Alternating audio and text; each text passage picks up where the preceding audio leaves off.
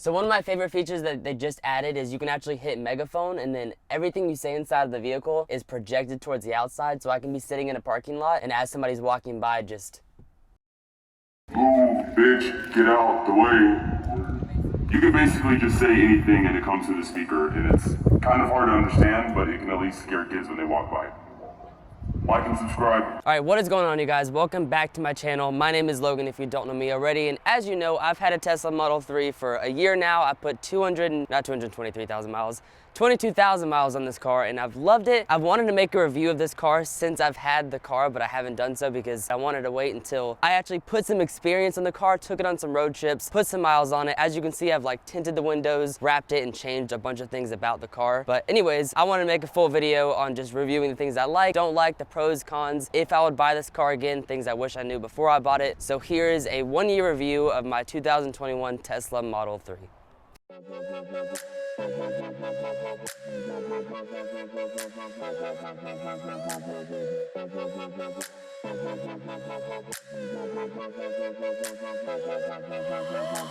So before I even started recording this video, I wrote down this list of pros and cons, all the pros that I love about the car and all the cons that I wish I would have known before I even bought the car.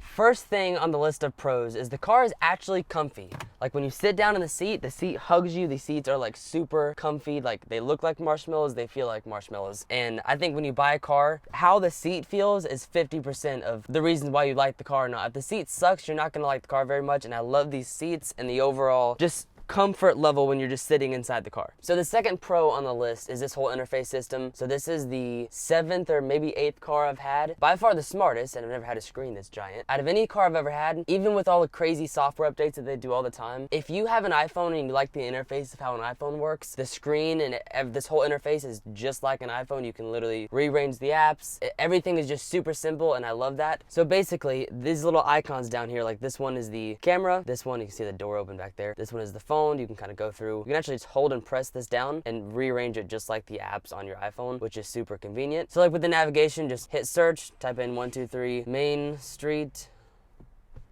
click it, everything loads easily. You can also save your home and work, and then also charging stations, and look through all those. Everything just super easy to learn and figure out. I've never once had an issue with how to do anything on the screens. You can also just go down here and hit, what is it? Arcade. You have all your games right here. Go up here, hit theater. If you pay, I think it's like $10 a month, you can browse Netflix and everything while you're supercharging. So one of my favorite features that they just added is you can actually hit megaphone, and then everything you say inside of the vehicle is projected towards the outside, so I can be sitting in a parking lot and as somebody's walking by, just "Move, bitch, get out the way." You can basically just say anything and it comes to the speaker, and it's kind of hard to understand, but it can at least scare kids when they walk by. Like and subscribe. Another pro that I like about the car, obviously, is the charging. So I can basically drive anywhere I want and just charge and not have to pay for gas. Everyone that knows anything about Tesla knows that that's how they work. That's not a surprise. What I didn't understand when I was first buying the car, I kind of had this whatever. I had this idea that when you had a Tesla, you have to like take it to a supercharger or get this like at-home charger installed. And I still just plug this into a 110 outlet, like the same way I charge my phone at night. So every night I come to my house, I plug my car in. It charges at like 6 miles per hour, meaning like every hour you get like 6 miles added to your charge. I don't have an at-home charging station, and I never have to go to superchargers. But one con is that if you do like road trips, I just took this car to Tennessee not that long ago, and it's normally like an 8-hour drive. And because I have the Tesla, I had to stop at a supercharger like 2 or 3 times, and it ended up turning the 8-hour drive into a 9-hour drive, which was not very fun. But the pro is that I have autopilot, so I can just sit in autopilot for the whole 9 hours and go eat for like 30 minutes, come back, and your car's charged. It's really not that big of a deal. I don't know if you're really supposed to shut this like this, but I'm gonna do it anyways. Anyways, it's not that big of a deal. As long as you're just driving around town, I do not miss having a gas car by any means. I love everything about this car, and I don't mind plugging it in at night. I charge my phone at night anyways. It's the same as charging anything else you have. If you guys want to know how much it costs to charge a Tesla and own a Tesla and everything associated with the cost of owning a Tesla, that's not going to be this video. I made a video not that long ago. I'll put it somewhere above my head. Basically, in the video is just how much it costs to charge a Tesla versus how much it costs to pay for gas and all the maintenance and other costs associated with owning this car. So if you want to see that, click the video above my head, you're gonna pay about $460 a year in Florida. And then for a gas car, it's gonna be about $2,400. That's $156 you're saving per month in gas.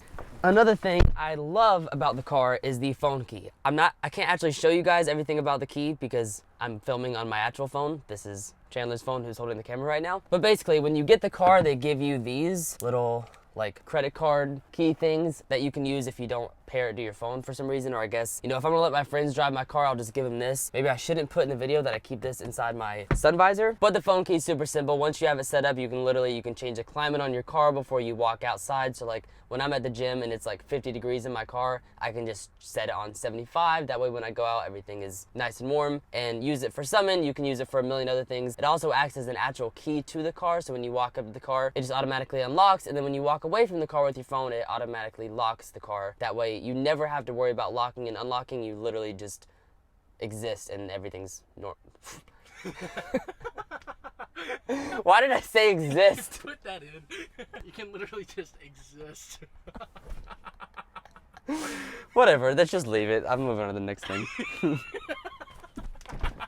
So one of the cons for this car that I hate is the paint absolutely sucks. I probably had this car for, what, did I have it like 2 months before I wrapped it? Something like that. I finally wrapped it, but before I wrapped it, I already had paint chips and swirls from like when it came from the factory. So if you get one, just get the cheapest paint and then wrap it because there's no sense in paying an extra $2,000 to have like a red paint because it's also gonna suck. But I tinted the windows and wrapped it, and so it kind of completely looks like a different car, so I'm not complaining about the paint anymore. But just to be aware, everyone that has a Tesla says the same thing. The paint absolutely sucks. Another thing that sucks about this car is the sound system. Now I do have the standard range plus, and if you have the, the performance, the sound system's supposed to be way better, but I've never heard that for myself. All I know is in the standard range plus, the sound system sucks. Like this is, let me see. I'm not gonna actually play music because I don't wanna get a copyright strike. Just the sound of these commercials that I'm about to play, you can hear like the bass is all the way up, the tremble, whatever it is all the way up. It's tuned perfectly and the sound literally just sucks. And spending time with him. That's also the best way to push that doubt away. I'm Amy, and that's your verse of the day. Another thing I don't like about this car is the windows. So in the back seat, the windows only roll down to right here, which I know is not a huge thing.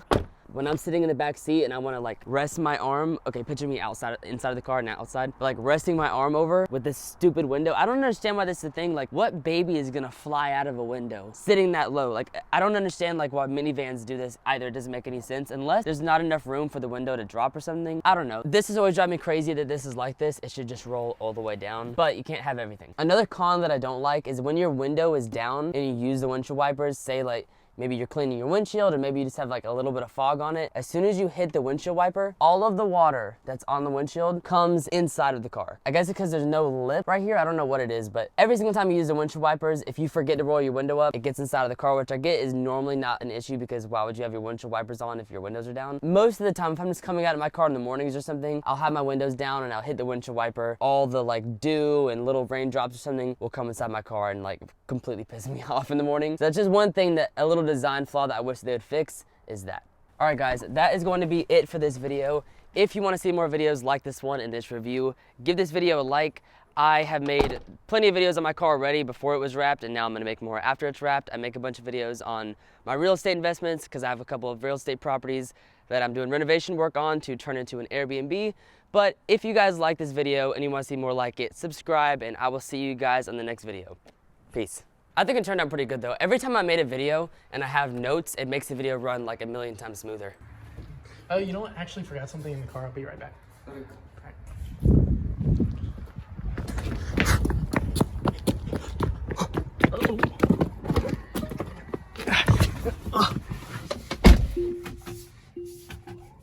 Gear, go.